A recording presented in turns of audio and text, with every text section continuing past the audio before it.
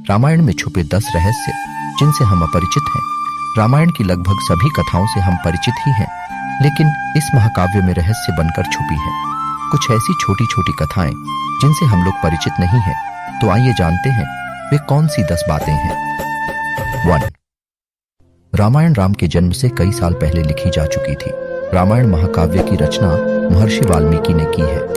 इस महाकाव्य में 24,000 श्लोक, 500 उपखंड तथा उत्तर सहित 7 कांड हैं। 2. वाल्मीकि रामायण के अनुसार भगवान श्री राम का जन्म चैत्र मास के शुक्ल पक्ष की नवमी तिथि को पुनर्वसु नक्षत्र में कर्क लग्न में हुआ था। उस समय सूर्य, मंगल, शनि, गुरु और शुक्र ग्रह अपने अपने उच्च स्थान में विद्यमान थे तथा लग्न में चंद्रमा के साथ गुरु विराजमान थे। यह सबसे उत्कृष्ट ग्रह दशा होती है। इस घड़ी में जन्मा बालक अलौकिक होता है। 3. जिस समय भगवान श्री राम वनवास गए उस समय उनकी आयु लगभग 27 वर्ष थी।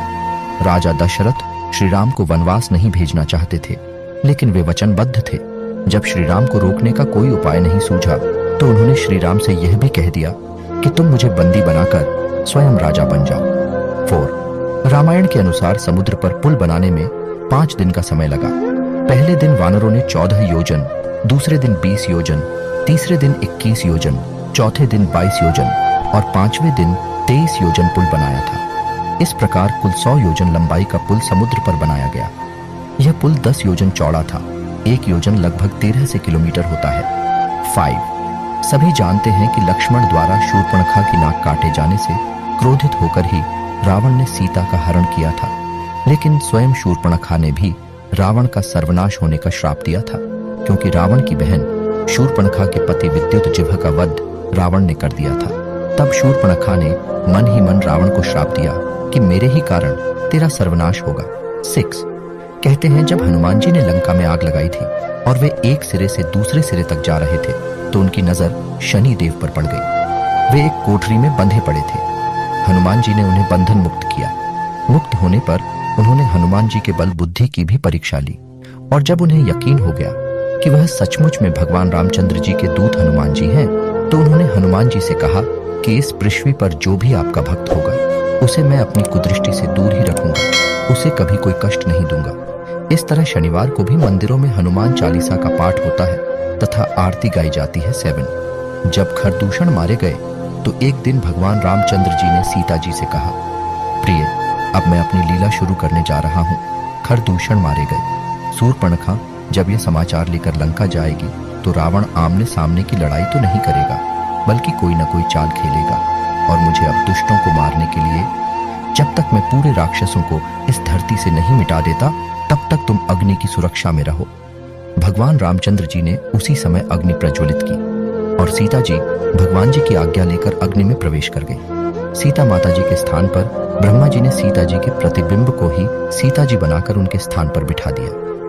8. अग्नि परीक्षा का सच।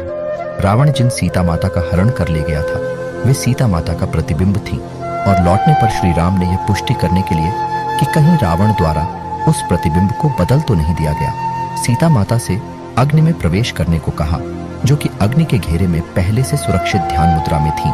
अपने प्रतिबिंब का संयोग पाकर वे ध्यान से बाहर आईं और राम से मिली। 9. आधुनिक काल वाले वानर नहीं थे हनुमान जी। कहा जाता है कि कपि नामक एक वानर जाति थी। हनुमान जी उसी जाति के ब्राह्मण थे। शोधकर्ताओं के अनुसार भारतवर्ष में आज से 9 से 10 लाख वर्ष पूर्व बंदरों की एक ऐसी विलक्षण जाति में विद्यमान थी जो आज से लगभग 15,000 वर्ष पूर्व विलुप्त होने लगी थी और रामायण काल के बाद लगभग विलुप्त ही हो गई। इस वानर जाति का नाम कपि था। मानवनुमा यह प्रजाति मुख और पूंछ से बंदर जैसी नजर आती थी। भारत से दुर्भाग्यवश कपि प्रजाति समाप्त हो गई, लेकिन कहा जाता है कि इंडोनेशिया देश के बाली नामक द्वीप में अब भी पुच्छधारी जंगली मनुष्यों का अस्तित्व विद्यमान है। 10. विश्व में रामायण का वाचन करने वाले पहले वाचक कोई और नहीं बल्कि स्वयं भगवान श्री राम के पुत्र लव और कुश थे, जिन्होंने राम कथा स्वयं अपने पिता श्री राम के आगे गाई थी। पहली राम कथा पूरी करने के बाद लव कुश ने कहा भी था, दोस्तों, ऐसी और रोचक जानकारी पाने के लिए वीडियो को लाइक कर दीजिए और सब्सक्राइब बटन पर क्लिक कर दीजिए और कमेंट में जय श्री राम जरूर लिखें।